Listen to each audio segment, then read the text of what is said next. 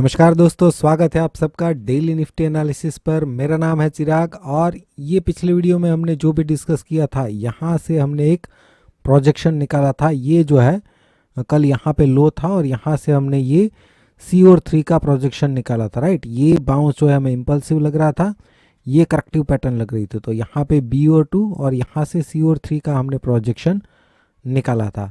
हमने डिस्कस किया था कि अगर इसके ऊपर निकलता है तो यहाँ से ये इस रेंज में आ सकता है। अगर इसको ब्रेक नहीं कर पाता है तो फिर से ये इसके नीचे 61% के नीचे रहता है तो ये नेगेटिव साइन हो जाएगी, राइट। यहाँ पे ओपनिंग हमें पॉजिटिव देखने को मिला, उसके बाद डिक्लाइन आया, लेकिन वहाँ से फिर से एक शार्प बाउंस हमें देखने को मिला, लेकिन ये इसके ऊपर सस्टेन नहीं कर पाया। यहाँ पे ये इम्पल्सिव बाउंस मुझे लग रहा था और मैं वेट कर रहा था कि अगर यहाँ पे करेक्टिव डिक्लाइन के बाद ये बाउंस की पॉसिबिलिटी दिखाता है तो यहाँ से मैं शेयर करने वाला था कि ये बी और 2 यहाँ पे कंप्लीट हो चुका है और यहाँ से ये इसके ऊपर बाउंस हमें मिल सकता है। लेकिन यहाँ से इस कैंडल ने एक शार्प डिक्लाइन दे दिया। उसके बाद जब यहाँ पे लो बनाने के बाद जब ये इम्पल्सिव और ये जब एक डिक्लाइन दिया था, तब यहाँ पे मैंने मेंशन किया था कि ये जो है यहाँ से हमें एक बाउंस इंडिकेट कर सकता है। साथ साथ मैंने क्या किया था, इस डिक्लाइन का रिट्रेसमेंट निकाला था। क्यों इस डिक्लाइन का रिट्रेसमेंट मैंने निकाला था? क्योंकि यहाँ पे एक 15 मिनट चार्ट में अगर आप देखें तो ये बाउंस जो है इम्पल्सिव है, फिर यहाँ से लेके यहाँ तक का जो भी डिक्लाइन है वो जिगजैग टाइप का एक करेक्टिव डिक्लाइन है और यहाँ से एक इम्पल्सिव बाउंस। तो ये जो है इस डिक्लाइन को मैं ए, इसको बी और इसको सी, इस तरीके से यहाँ पे ये ए और 1 और यहाँ पे बी और 2, तो ये एक इरेगुलर करेक्शन है। ये ए, बी और सी यहाँ पे कंप्लीट हुआ और यहाँ से वेव सी का डिक्लाइन। तो यहाँ से मैंने रिट्रेसमेंट क्यों निकाला था? क्योंकि हम वेव सी का रिट्रेसमेंट निकालते हैं, राइट। अब नए ट्रेंड को जब भी शुरू होना होता है तो वेव सी का जो भी रिट्रेसमेंट होता है, मैं आपको एग्जाम्पल के तौर पे दिखाता हूँ। मान लीजिए कि ये एक इम्पल्सिव बाउंस हो गया, फिर ये ए, बी और सी, ये ए बी सी है, राइट। ये करेक्टिव डिक्लाइन है। अब मार्केट यहाँ से पॉजिटिव कब होगा? जब वेव सी का रिट्रेसमेंट 23 to 38% की रेंज को ये जब ब्रेक करता है तो कंफर्म हो जाता है कि ये एबीसी डिक्लाइन है और मार्केट पॉजिटिव है, राइट।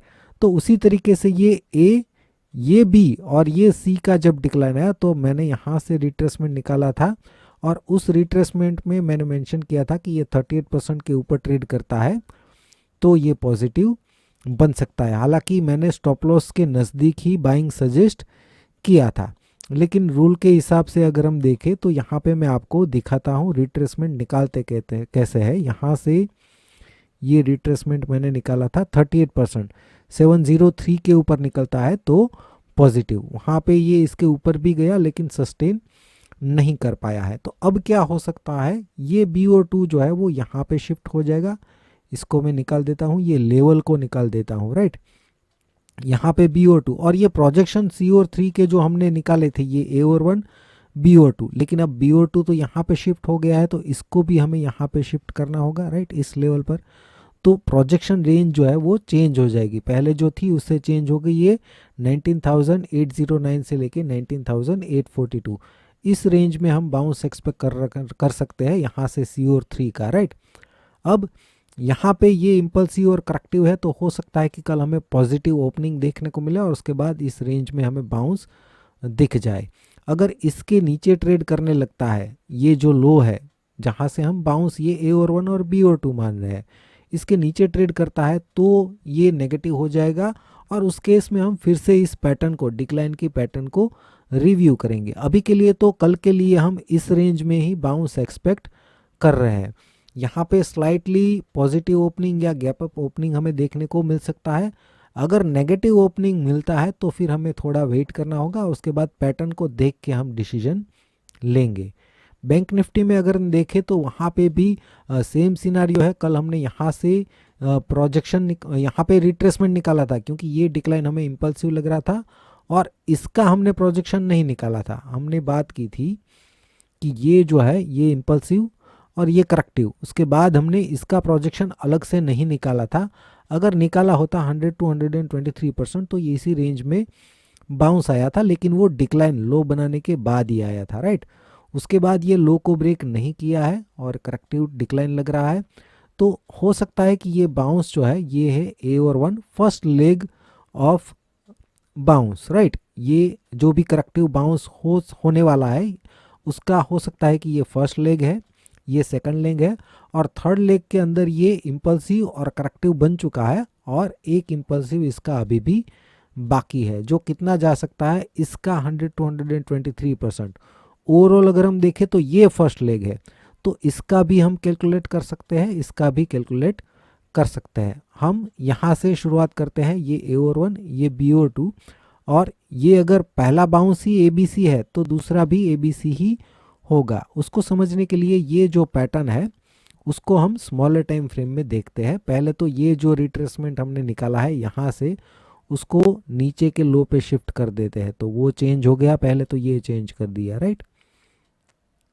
तो यहाँ पे हमारा 61% जो है वो चेंज हो गया। अब ये जो बाउंस की पैटर्न है उसको स्मॉलर टाइम फ्रेम 5 मिनट में देखते हैं। 5 मिनट में क्या दिख रहा है, 5 मिनट में देखें तो ये पहला जो बाउंस है ये ABC बाउंस लग रहा है, राइट।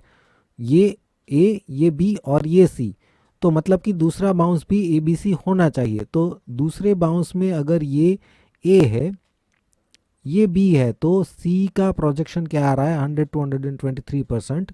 इस रेंज में हम एक बाउंस एक्सपेक्ट कर सकते हैं, इस रेंज में बैंक निफ्टी में, राइट। ये हो सकता है कि 161% भी चला जाए। उस केस में हम क्या करेंगे, ये तो हमने निकाला, इसका तो प्रोजेक्शन हमने निकाल लिया, अब इसका भी प्रोजेक्शन निकाल देते हैं अलग से, वो कहाँ पे कौन सी रेंज में आ रहा है। तो उसके लिए फिर से यहाँ से यहाँ पे एक्सटेंशन लेते हैं, यहाँ पे ये 100 to 100 उसी रेंज में आ रहा है, राइट। कोई भी चेंज नहीं है दोनों का। अच्छा, पहले भी हमने वही निकाला था, माफ़ कीजिए, फिर से इसका अलग से निकाल देते हैं, ये ऑलरेडी आ गया है। तो अब इसका प्रोजेक्शन जो है यहाँ से निकाल लेते हैं, ये AOR1 ये BOR2, राइट। तो अब इसका 100 to 123% कहाँ पे आ रहा है, इस रेंज में आ रहा है, राइट। ये रेंज जो है हमने यहाँ से निकाली है, इसका प्रोजेक्शन निकाला है, वो इस रेंज में आ रहा है। और आगे का जो बाउंस है ABC बाउंस, उसका अगर प्रोजेक्शन निकाले तो इस रेंज में आ रहा है। तो ओवरऑल इस रेंज में हम एक बाउंस बैंक निफ्टी में एक्सपेक्ट कर सकते हैं, राइट। और इसका हमने रिट्रेसमेंट निकाला था, वो भी देख लेते हैं। ये जो है यहाँ से जो बाउंस है उसका अगर हम रिट्रेसमेंट निकालते हैं तो वहाँ पे down side break even points कौन सा हो जाएगा हमारा 61%। इसके नीचे ट्रेड करता है तो नेगेटिव है, और इसके आसपास ही बैंक निफ्टी ने क्लोजिंग दिया है, मतलब कि पॉजिटिव ओपनिंग हमें चाहिए। अगर ओपनिंग ही इसके नीचे थोड़ा सा नेगेटिव होता है तो फिर ये नेगेटिव साइन होगा, लेकिन अगर ओपनिंग थोड़ा सा पॉजिटिव होता है, अगर इस रेंज में आसपास ओपन होके शार्प बाउंस भी देता है तो भी ठीक है, राइट। लेकिन इसके नीचे सस्टेन नहीं करना चाहिए, राइट। इसके नीचे सस्टेन करता है तो फिर वो नेगेटिव साइन होगी, और हो सकता है कि इसके नीचे एक बार चला जाए, राइट। तो यहाँ पे भी निफ्टी के जैसे हम इस रेंज में बाउंस एक्सपेक्ट कर रहे हैं, और पॉजिटिव ओपनिंग होना चाहिए, और फ्लैट टू पॉजिटिव होके ये शार्प बाउंस हमें इस रेंज में मिल सकता है, ऐसा हम एक्सपेक्ट कर रहे हैं। बाकी इसके अगेंस्ट में कुछ होता है तो फिर हम फिर से चार्ट को अपडेट करके जो भी हमें पैटर्न दिखता है उसके हिसाब से अपडेट टेलीग्राम चैनल में करेंगे। और हाँ, टेलीग्राम चैनल में अगर आपको जुड़ना है, साथों साथ जो भी आपको वीडियो कोर्स मिल रहा है उसी प्राइस में, राइट, 999 पर मंथ सब्सक्रिप्शन है, जो बहुत ही कम है। इलियट वेव के लर्निंग के हिसाब से अगर हम देखें तो बहुत चार्ज करते हैं लोग, मैं बहुत ही नॉमिनल प्राइस में, वो भी इसीलिए ताकि आपको इसकी वैल्यू पता चले, राइट। बाकी अगर फ्री में भी देता हूँ मुझे कोई दिक्कत नहीं है फ्री में देने में, लेकिन फिर आप उसकी वैल्यू नहीं करेंगे, राइट। तो इसका ज़रूर आप बेनिफिट लीजिए, डिस्क्रिप्शन में लिंक है, आप चेक कीजिए।